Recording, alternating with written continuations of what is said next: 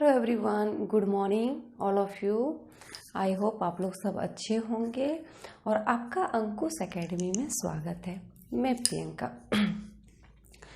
आज सबसे पहले बात करेंगे कि जो भी स्टूडेंट, जितने भी स्टूडेंट कोई भी एग्ज़ाम की तैयारी करते हैं तो उनकी तैयारी करने की रणनीति क्या होनी चाहिए, क्या क्या सब्जेक्ट पढ़ना चाहिए जो कम समय में आप अच्छे से तैयारी कर सकते हैं।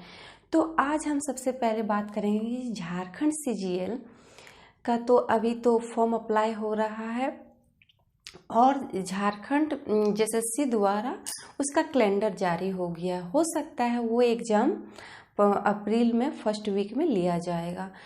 तो कम समय में और ज़्यादा अच्छे तरीके से तैयारी करने के लिए क्या रणनीति होनी चाहिए, आज हम उसी के बारे में बात करेंगे। और जो भी स्टूडेंट, जैसे बिहार दरोगा का मेंस, उसके बाद एनटीपीसी का सेकेंड फेज या फिर बीपीएससी का जो भी तैयारी कर रहे हैं, उनके लिए भी ये वीडियो काफ़ी लाभदायक होगा। अब हम बात करते हैं कि झारखंड सीजीएल में पेपर थर्ड में 150 मार्क्स का एग्ज़ाम होगा और उसका जो पोर्शन है वो इतिहास है, विज्ञान है, मैथ है, रीजनिंग है, साइंस है एंड कंप्यूटर और झारखंड जीके। उसमें 6 सब्जेक्ट को मेंशन किया गया है।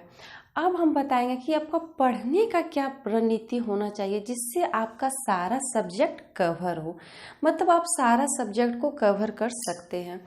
तो आप देखिए, हिस्ट्री जो इतिहास है उसमें प्राचीन भारतीय इतिहास है, मध्यकालीन इतिहास है और आधुनिक भारतीय इतिहास है।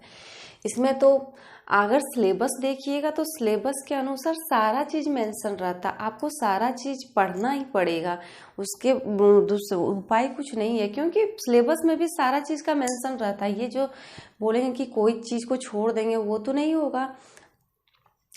अब उसका जो है जीके जीएस में 30 क्वेश्चन आएगा। सीजीएल की बात कर रही हूँ, झारखंड सीजीएल की। तो जीके और जीएस में कितना आएगा?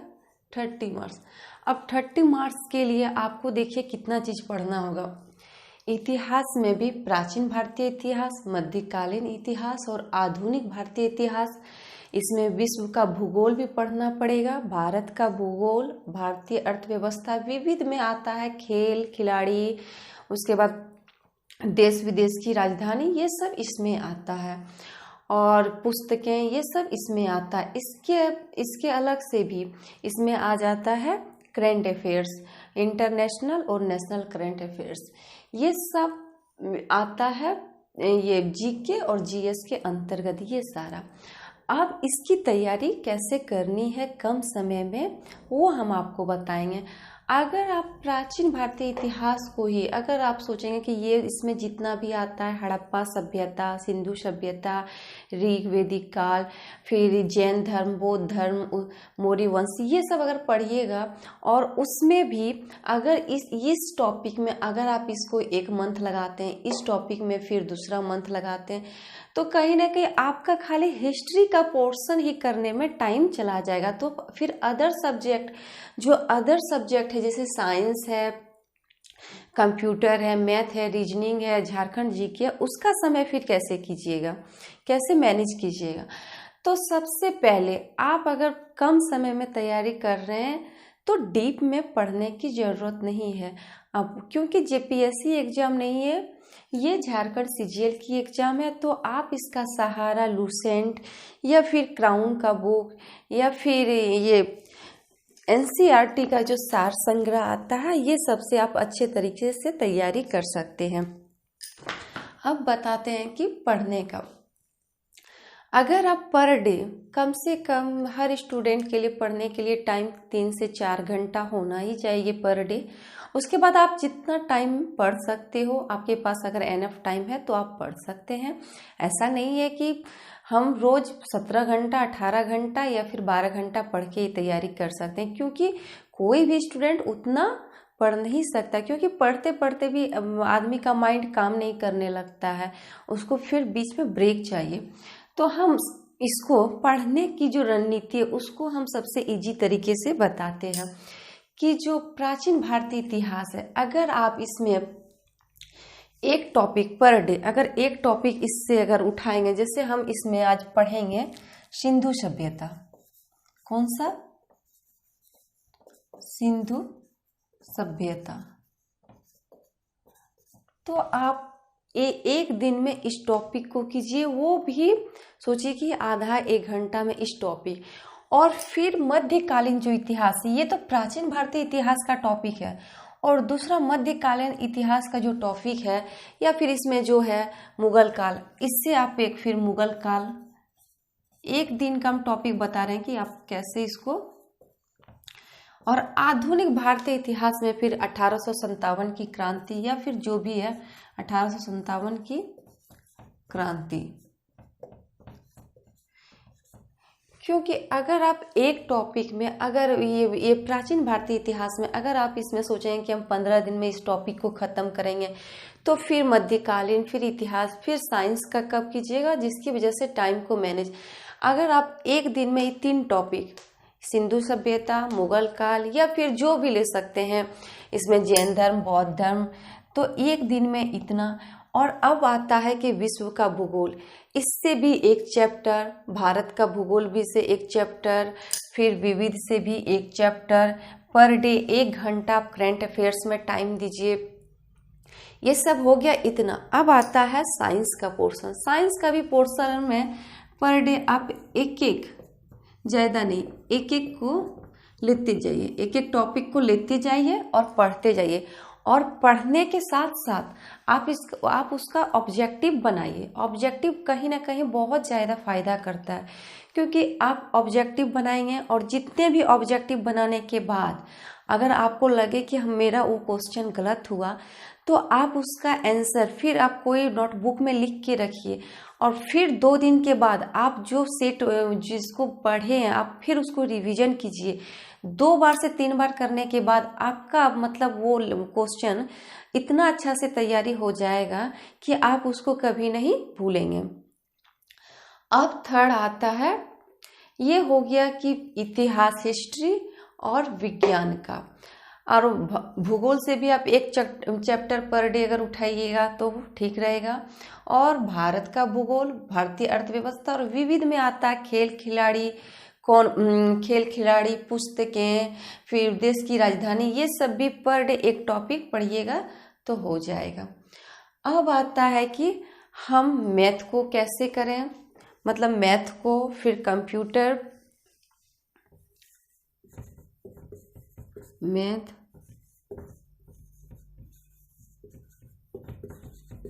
कंप्यूटर, रीजनिंग, और झारखंड जी की। ये तो मैथ में सिलेबस के अकॉर्डिंग जितना चैप्टर दिया है, आप वीक में कम से कम 2 चैप्टर को बनाएंगे तो आपका हो जाएगा। वीक में कितना? 2 चैप्टर, सिर्फ एक वीक में 2 चैप्टर, 2 चैप्टर पढ़िएगा तो हो जाएगा। और सबसे जरूरी है कि रिवीजन, अगर आप रिवीजन नहीं कीजिएगा तो फिर ये सब किया हुआ सारा बेकार में चला जाएगा। और कंप्यूटर, जो स्टूडेंट कंप्यूटर या लैपटॉप का यूज करते हैं तो उनको कंप्यूटर या लैपटॉप की अच्छी जानकारी होगी, और थोड़ा अलग से पढ़ने का ज़रूरत है तो आप बुक का सहारा लेके पढ़ सकते हैं ऑब्जेक्टिव। और जो यूज कर रहे हैं तो वो तो बहुत अच्छा तरीका है उसको सीखने का। रीजनिंग भी आप हर चैप्टर को एक वीक में 3 दिन बनाइए, मतलब एक वीक में आप इसको 3 दिन पढ़िए और रिवीजन करते रहिए। वो भी क्या, ज़्यादा टाइम नहीं, आप वीक में 1 घंटा से 1.5 घंटा, 1 घंटा से या फिर 1 घंटा से 1.5 घंटा टाइम इसमें दे सकते हैं। अब रहा झारखंड जी की। झारखंड सीजीएल में झारखंड जी के का जो पोर्शन है उससे 40 क्वेश्चन आएगा, 40 क्वेश्चन। और जो झारखंड का सिलेबस है वो बहुत बड़ा है, क्योंकि इसमें सारा चीज़ को मेंशन किया गया है। झारखंड की संस्कृति, झारखंड के खिलाड़ी, खेल कूद, उसके बाद झारखंड का भूगोल, सारा चीज़। तो ये सब के लिए अगर आप डीप में नहीं पढ़ पाइएगा तो फिर आप उसका बुक का सहारा ले सकते हैं। मैं फ़िलहाल ये बुक यूज करती हूँ, आप लोग इसको, इसमें भी बहुत अच्छा से सारा चीज़ दिया हुआ है। आपको लगेगा कि हम टॉपिक बाय नहीं पढ़ सकते, मगर जो क्वेश्चन आपको लगे कि इम्पोर्टेंट है तो हम उसको पढ़ लीजिए। और ज़्यादा से ज़्यादा अगर कम टाइम में अच्छी तैयारी करने के लिए आप ऑब्जेक्टिव का सहारा ले सकते हैं। ऑब्जेक्टिव पढ़िए और उसको फिर 2 दिन के बाद फिर से रिवीजन कीजिए। तो ये जो झारखंड का पोर्शन है इसमें जो 40 क्वेश्चन आएगा, तो ये बुक का ले सकते हैं सहारा। फिर उड़ान का, मतलब आपके पास जो भी बुक है, आपको लगता है कि आप तैयारी झारखंड का कोई भी बुक से अच्छे से कर सकते हैं तो आप उस बुक को ले सकते हैं। और सबसे ज़्यादा ये लूसेंट और ये क्राउन, ये 2 बुक ऐसा है ना कि हर एग्जाम में, हर कंपटीशन एग्जाम, चाहे वह बीपीएससी हो, बिहार दरोगा मेंस हो, एनटीपीसी हो, या फिर झारखंड का भी कोई एग्जाम हो, तो उससे जो क्वेश्चन आता है उसमें सारा टॉपिक, मतलब ये जितना भी टॉपिक है, प्राचीन भारतीय इतिहास, मध्यकालीन, आधुनिक और विश्व का, साइंस का सारा पोर्शन ऐड है। आप उससे पढ़िएगा तो 50 से 60% चांस है कि उससे क्वेश्चन आ जाता है। तो आप अच्छे से क्राउन और लूसेंट को अच्छे से फोकस करके पढ़िए। अब रहा कि हम तैयारी को, और कम से कम 1 वीक में आप 2 टेस्ट लगाएं। 1 वीक में आप कितना, 2 टेस्ट लगाएं, क्योंकि एग्जाम जब नज़दीक होता है तो टेस्ट देना भी बहुत ज़रूरी होता है। आप टेस्ट से एनालिसिस कर सकते हैं कि मेरा तैयारी कैसा हुआ है, किस पोर्शन में मेरा तैयारी कम हुआ है, या फिर तैयारी को किस लेवल में करें जो अच्छा। 1 वीक में अगर कम से कम आप 2 टेस्ट अभी से देने के लिए शुरुआत करेंगे तो आपका एग्जाम तक तैयारी करने का और टेस्ट देने से एक अनुमान लगता है कि क्वेश्चन किस लेवल का आ सकता है। आप चाहे तो इसका ऑनलाइन या फिर ऑफलाइन भी टेस्ट दे सकते हैं, आपके लिए जो सुविधा लगे, या तो ऑनलाइन या तो ऑफलाइन। इस बार जो ये झारखंड सीजीएल का एग्जाम है वो पेपर मोड पे है, तो आप पेपर मोड को ही इसमें फ्लो कर सकते हैं। और पेपर मोड में जब टेस्ट दीजिएगा तो टेस्ट देने के बाद आपका जो भी आंसर, जितना भी क्वेश्चन सही हो सकता है 150 क्वेश्चन में आपका पहली बार टेस्ट दे रहे हैं तो 50 या 60, तो उसको इस तरह इम्प्रूव कीजिए कि आपको 120-30 के लगभग लाना है। तो इसके लिए 1 वीक में कम से कम 2 टेस्ट लगाइए। और टेस्ट लगाने के बाद ये नहीं कि टेस्ट लगा लिए, आंसर मिला दिए और रख दिए, ऐसा नहीं होता है। आप जो भी टेस्ट दिए हैं आप उसको आंसर से मिलाइए। आपका जितना भी रॉन्ग है, जितना भी गलत आंसर है, आप उसको फिर आंसर मिला के आप एक अलग नोटबुक में लिखिए। और फिर उस टेस्ट को, हो सकता है 2 दिन छोड़ के, फिर आप वही टेस्ट को, जो आप टेस्ट को दिए हैं, आप वही टेस्ट को फिर दोबारा दीजिए। दोबारा देने के बाद होगा कि आप जो गलत किए थे उसका आंसर थोड़ा ज़्यादा आप जानने लगेंगे और उस क्वेश्चन का जानकारी अच्छे से हो जाएगा। और फिर मतलब एक टेस्ट को अगर आप 3 बार देते हैं तो लगभग आपका सारा क्वेश्चन आपको याद हो जाएगा। उसमें जितना भी क्वेश्चन रहेगा उसका सारा आंसर याद हो जाएगा और आप कभी नहीं भूलेंगे।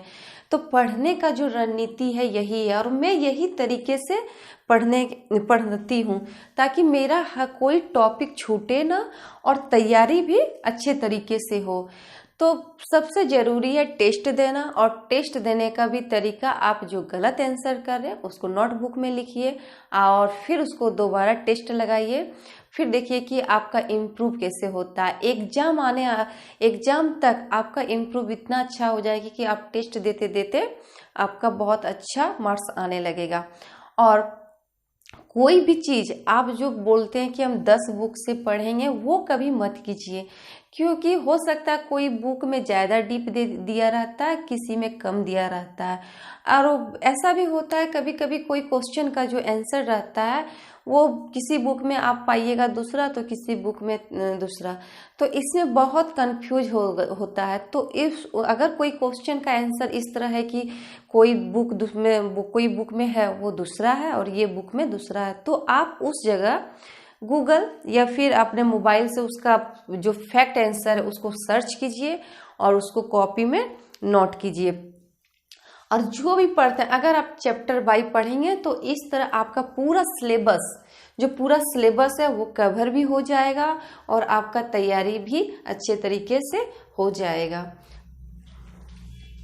और मैं एक और बात करना, ये जो एनसीईआरटी सार संग्रह है इसमें भी वन लाइनर सब दिया हुआ है। इसमें भी देखिए भौतिक विज्ञान, रसायन विज्ञान, पर्यावरण, मतलब ये भी बुक बहुत ही इम्पोर्टेंट है। जितना भी एक स्टूडेंट एग्जाम की तैयारी कर रहे हैं उनको पता होगा कि ये बुक कैसा है। और ये जो बुक है ये बीपीएससी, बिहार दरोगा, झारखंड का भी कोई भी एग्जाम हो उसमें ये बुक बहुत ही अच्छा है। और इसमें हर चैप्टर को का मेंशन किया गया है और वन लाइनर दिया गया है, जिससे आप उसको पढ़ के आप उससे बहुत ज़्यादा अच्छी तरीके से एग्जाम की तैयारी कर सकते हैं। आज मैं यही बताने आई हूँ कि how to read, what to do read.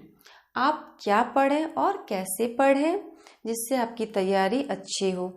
अगर आपको इस वीडियो अच्छा लगे तो इस चैनल को सब्सक्राइब करें, लाइक करें और ज़्यादा से ज़्यादा शेयर करें। और अगर आप लोग जो भी इस वीडियो को देख रहे हैं और जो चीज़ की आप तैयारी कर रहे हैं तो वो कमेंट में बताएं। हो सकता है कि हम उसको अच्छे तरीके से बताएंगे कि उसमें क्या क्या पढ़ना चाहिए, और मैं टॉपिक वाइज सारा चीज़ को करा दूंगी सिलेबस के अकॉर्डिंग। Thank you.